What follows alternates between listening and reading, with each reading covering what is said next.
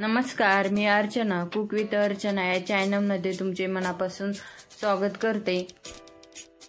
तुम्हाला व तुमच्या परिवाराला गणेश चतुर्थीच्या हार्दिक शुभेच्छा। गणपती बाप्पांची आपल्या सर्वांवर अशीच कृपा राहू दे हीच गणपती बाप्पाच्या चरणी प्रार्थना करते। आता आपण मोदक बनवूया। मोदक बनवण्यासाठी इथे मी 2 चमचे तेल, 1 वाटी गव्हाचे पीठ, अर्धी वाटी रवा व पाणी घेतले आहे। इथे मी परत 1 वाटी सुक्या खोबऱ्याचा किस, अर्धी वाटी गूळ व थोडासा सुका मेवा म्हणजे बदाम खारीक थोडंसं घेतलेलं आहे वाटून। आता आपण या बाउलमध्ये गव्हाचे पीठ घालूया, त्यामध्ये घेतलेला रवा घालून घेऊया व अर्धा चमचा मीठ घालून घेऊया। हे सर्व व्यवस्थित मिक्स करून घेऊया। रवा व्यवस्थित मिक्स झाला की आता आपण त्यामध्ये तेलाचे मोहन घालणार आहोत। तेलाला चांगले कडकडीत गरम करून घ्या व त्यामध्ये ओतून घ्या, म्हणजे आपल्याला मोदक कुरकुरीत बनवायचे आहे। आपल्याला जर मोदक खुसखुशीत बनवायचे असतील तर तेल थंड घातले तरी चालतं। कुरकुरीत बनवण्यासाठी मोदकाला तेल गरम करून घालायचे। तेल गरम असल्यामुळे चमच्याच्या साहाय्याने व्यवस्थित मिक्स करून घ्या।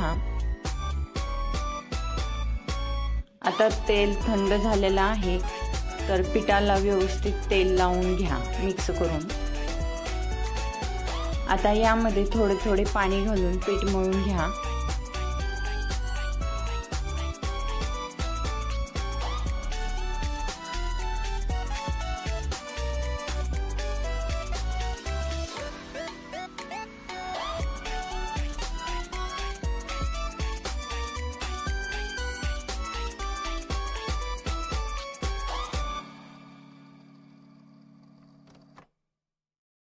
माझे पीठ मळून झालेले आहे, तुम्ही बघू शकता थोडेसे मऊ आहे पीठ।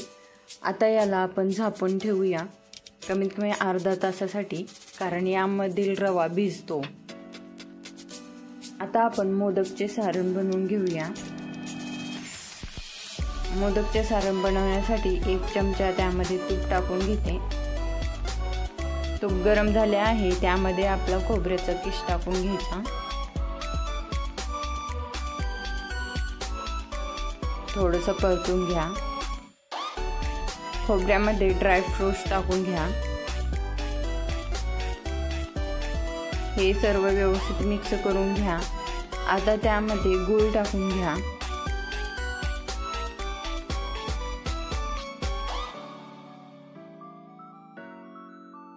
सारण करत असताना गॅस हा मीडियम फ्लेमवर ठेवा। हे सारण व्यवस्थित गुळासोबत मिक्स करून घ्यायचे। हे सारण पूर्ण कोरडे होते। आता त्यामध्ये विलायची टाकून घेऊया व सर्व व्यवस्थित मिक्स करून घेऊया। आपले सारण तयार झाले आहे, तुम्ही बघू शकता। आता आपण हे पीठ जे भिजत ठेवलं होतं ते व्यवस्थित मळून घेऊया। हे पीठ व्यवस्थित मळून झालेले आहे। आता त्याला मऊपणा आलेला आहे। आता आपण त्याचे मोदक बनवून घेऊया। मी छोटे गोळे करून घेत आहे। हा गोळा मस्त आता पोळपाटावर लाटून घेऊया।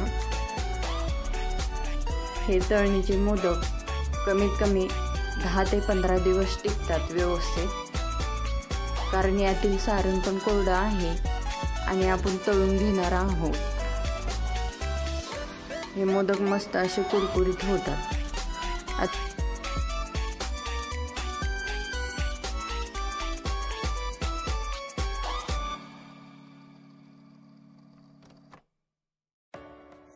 मोदकाची लाटी लाटून झाली आहे, त्यामध्ये 1 वाटी घालून अशी गोल फिरवून घेते, म्हणजे एकच साईजची आपल्याला लाटी भेटेल।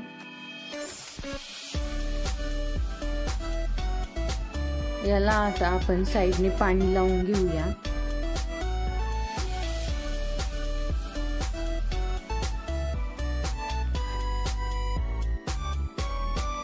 आता आपण याच्या कळ्या पाडून घेणार आहोत। हे मी दाखवत आहे ते बोट मधल्या साईडने ठेवायचं व अंगठ्याच्या साह्याने असे चिमटीत धरून खालीपर्यंत असे दाबून घ्यायचे, म्हणजे व्यवस्थित कळ्या पडतात।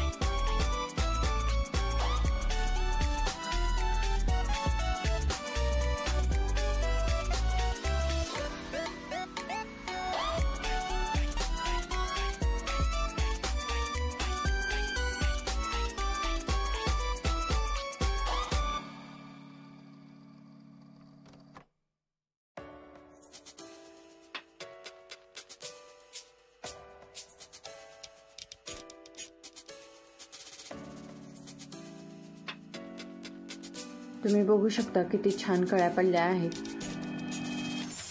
तुम्ही जर पहिल्यांदा मोदक बनवणार असाल तरी पण तुम्हाला एकदम जमून जाईल अशा प्रकारे मी सांगितलेले आहे।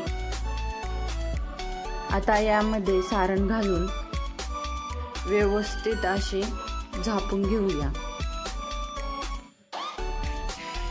आता बघा, अशा कळ्याला कळ्या थोड्याशा हळूहळू जोडत असा हळूहळू मोदक जवळ आणायचा प्रयत्न करायचा आणि वरच्या दिशेने हळूहळू थोडेसे दाबायचे। बघा मी कसं दाखवत आहे मोदक दाबून, तशा प्रमाणे दाबा।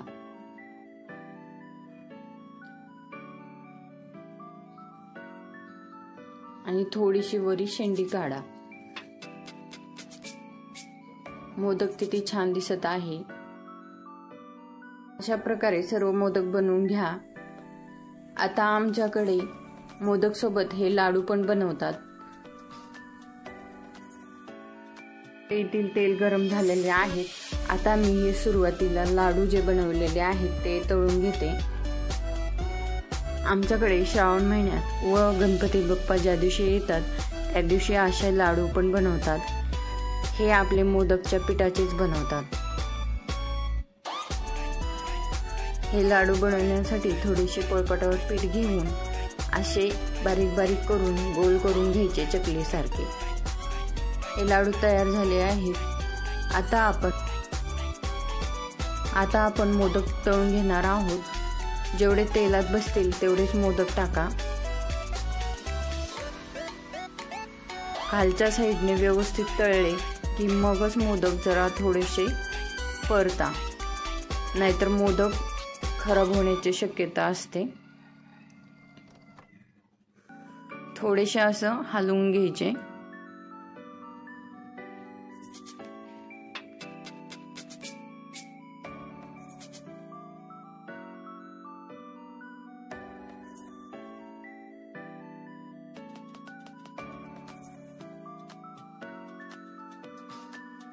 सर्व मोदक सोनेरी कलर येईपर्यंत तळून घ्या।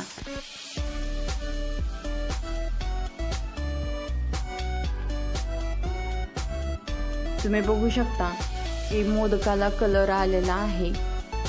अशा आता हळूहळू खालीवर केले की मोदक व्यवस्थित पूर्ण तळला जातो, कुठेही कच्चा राहत नाही।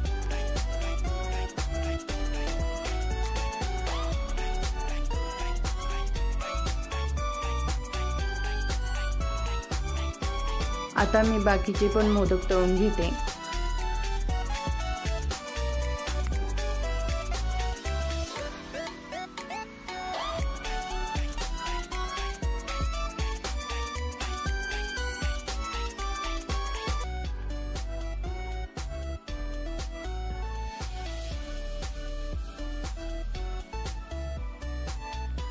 तुम्ही बघू शकता किती छान मोदक होत आहेत।